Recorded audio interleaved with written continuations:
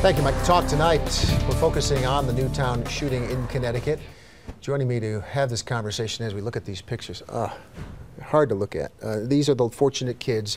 They were told to put their hand on the shoulder of the child in front of them as they walked in from the school to a nearby fire department to safety. Here are parents arriving at the scene, and as you can see, armed members of SWAT-type teams in the Newtown area. This was very early on. Parents wondering as they approached, was their child alive or not alive, making phone calls to family to reassure them that, again, that they were in the fortunate category today.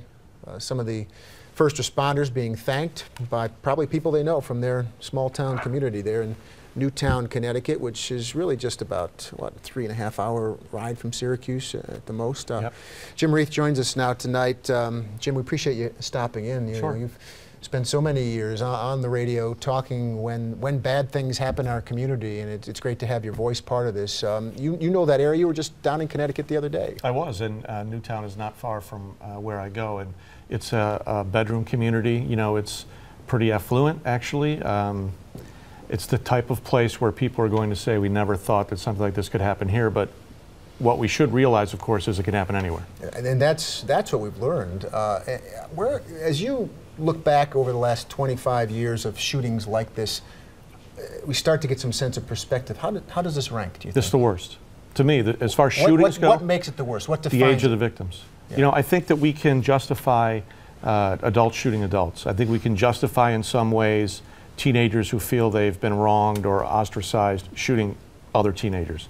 We can't justify, and there is no justification forever, an adult killing kindergartners or first graders. It makes no sense. And I also think it's the answer to the question, why did he kill these beautiful little children?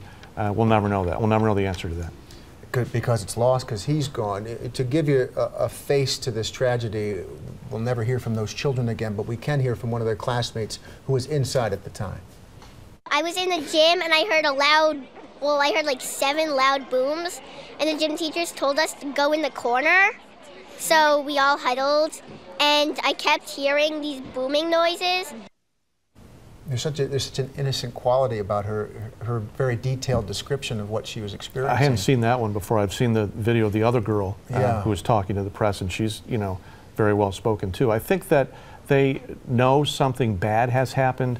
I think that they don't realize exactly what has gone on, and so I think it's going to be easier for them.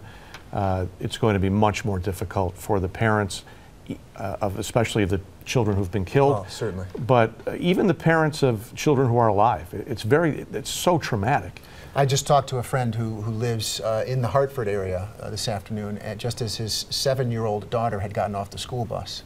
And he and his wife were planning to have a conversation with her. She was bouncing off the bus as she does every day. Apparently her school was successful at keeping the news away from the kids during the day so they could learn it from their parents. But they were hearing the advice from the experts too that, you know, you're the one who has to tell them. Yeah, it's a conversation you have to have. And you have to reassure them that school is a safe place despite what happened there.